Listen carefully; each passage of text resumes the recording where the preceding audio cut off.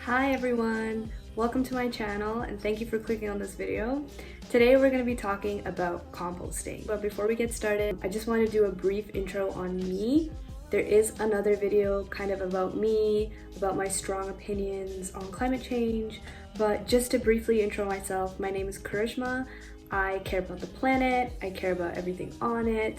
I'm here to help people see that if we can make little changes in our lifestyle to live more consciously in light of our impending doom, then we actually have a shot at a beautiful future on this planet for us and for everyone that comes after us. But there's a whole other video on that, about me, about Greta, lots of other good stuff. Okay, so let's get started talking about composting. It's when you take any sort of organic matter and you throw it into your compost pile to let it decay biologically instead of letting it go to landfill. And when it goes into your compost pile, it breaks down naturally and it leaves you with this really juicy fertilizer that you can use. So let's talk about why composting is important. Even if you're just taking your compost and throwing it out into your garden, it is much better than sending that organic waste to landfill. And this is because if you toss your food in the regular garbage and it goes to the landfill, it can't biologically break down. So it kind of just sits there, and when it sits there, it emits methane, which is a greenhouse gas, which then causes the greenhouse effect, which makes the planet get hotter, which makes ice caps melt, etc., more bad things. Now, I actually want to make an important side note. Okay, I can't emphasize this enough, and it drives me nuts, but using biodegradable stuff like biodegradable containers or biodegradable forks and knives and cutlery means nothing if it's not going into a compost. And a lot of people actually don't know this, and I think there's some really clever marketing tactics behind this. Those takeout places that are giving you these biodegradable containers, they're not telling you that if you put them in the regular garbage, they're just gonna sit in the landfill and emit methane. And so you feel good about your purchase. But now you know. If you're going to somewhere like Chipotle, take your own reusable container, or if you're gonna go for the biodegradable container, take it home, rip it up, and throw it in your compost. And then you're truly moving towards that zero waste lifestyle. That's the end of my public service announcement. Let's talk about where you can compost. If you're lucky, you might live in a city where you have compost bins that you can put out and the garbage people will pick it up on certain days. That's if you win the compost lottery. But if you're like me and your city doesn't provide that, then you can build a compost bin at home. And that's kind of what I'm going to show you how to do in this video. Welcome to my kitchen, or more specifically my mom's kitchen. So let's start talking about what we can compost. Out of everything that you can put into the compost, the waste can be divided into two categories. There's the green waste and the brown waste. So the green waste is more the typical food waste that you would produce in your kitchen.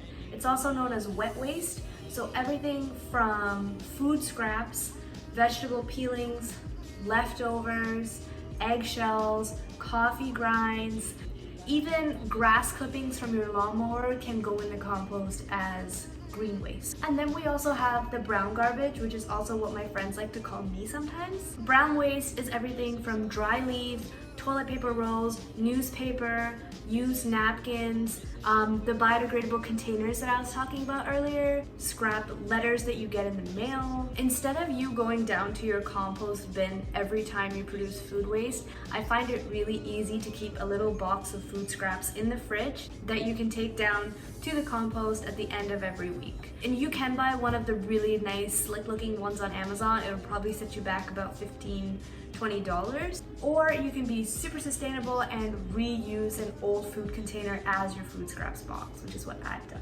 This old ice cream carton is our food scraps container, and this lives in the freezer. Everything that goes in here is usually chopped up to save space, and at the end of the week, we'll take it down to the composter and empty it out.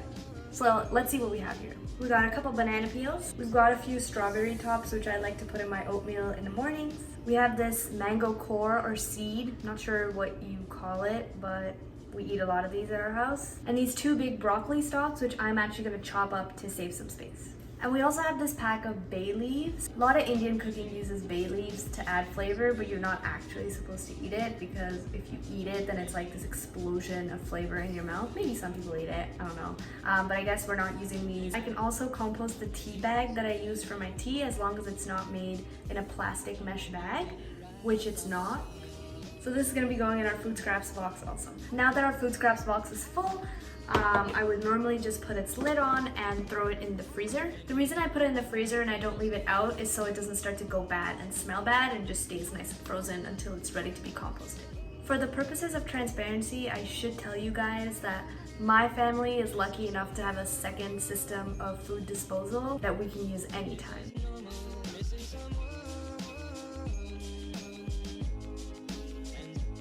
So this is the container that I have. It's a basic Rubbermaid container, perfect for putting out in the garden, using for compost, which is what we're going to be using it for. I'm going to drill a couple holes in. I'm going to show you before I drill the holes. I'm going to drill 6 holes on the top and then 9 holes on each side. The other part that I love about this container is that in the name of being sustainable and consuming less, this container is actually from Value Village, so it's totally thrifted, which means, you know, we're reusing, we're recycling, we're doing the most. Another benefit to thrifting is you get a pretty good bargain. It's $4.99. So I'm gonna start drilling this. So for the drill, I have this power drill that belongs to my dad. This is the drill I'll be using. I inserted this drill bit. I think it's 6 millimeters, but you can change the size of the hole depending on the size of your box. If you don't have much choice by way of how many drill bits you have, you can just make more holes, because the holes are essentially for the aeration of the compost. Aerating the compost helps the organic ingredients inside your compost break down faster. Let's get started. So I'm gonna hold the box down, I'm gonna drill. I'm kind of nervous because I don't really do this kind of stuff very often, but okay, here we go.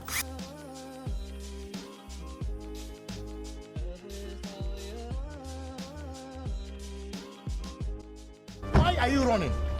Why? So it's a new day and it's raining from when I made the box, so I guess that teaches us a lesson to finish things the day we started them. Big shout out to my sister who's standing in the rain recording this. We have our box from earlier looking sharp. This is Zara, you already met her. She's gonna be running around because she likes to put her nose into everything, so don't mind her. So as you can see, it's empty now, but we're gonna start by putting a layer of the brown matter first.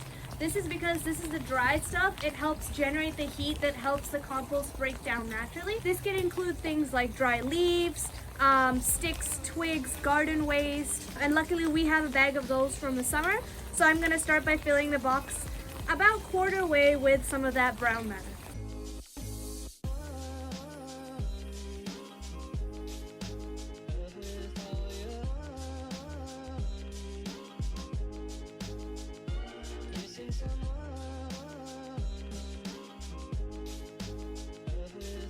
Okay, so now our box has some great dry brown matter, and what it needs on top is just a layer of dirt. I have some potting soil left over from last summer, which I'm going to use as dirt.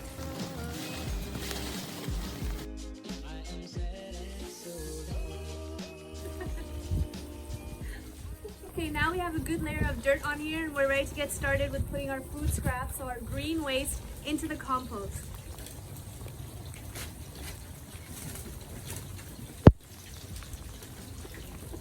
And there we have our layer of green components. We have the dry leaves, we have so we have some soil, and we have our food scraps. So here's our compost with all of its components. We have the dry leaves at the bottom, the soil, the food scraps, and the 2 cups of water that I've added just to get things going. I'm going to close up the box here and put it in a part of my garden that has a little bit of a shelter from the rain and snow, and then it'll be good to go. Hi guys, so we're going to talk about climate change. We are back inside, we're dry. Speaking of the weather, actually, where I live right now, it should be in mid-January -20 degrees, and right now it's 7 degrees and it's pouring rain. Let's not go down that rabbit hole. Before I go, I do want to leave you guys with a few extra tips on how to make that compost perfect. So there are a few things that you shouldn't compost because A, they'll make your compost smell bad, and B, they might attract unwanted visitors like raccoons. So some things that you shouldn't compost are meat and dairy products, eggs, any sort of fat, so butter, oil, lard. It just doesn't work in the compost. Also, pet feces. Some people think that pet feces break down biologically. Yes, they do, but you don't want to put it in your home compost, so don't do that to yourself. Another really good question I got from a friend was, what happens to your compost in the winter? So if you live in a cold country like me, what's going to happen to your compost in the winter is the same thing that happens to everything in the winter, is it's going to freeze.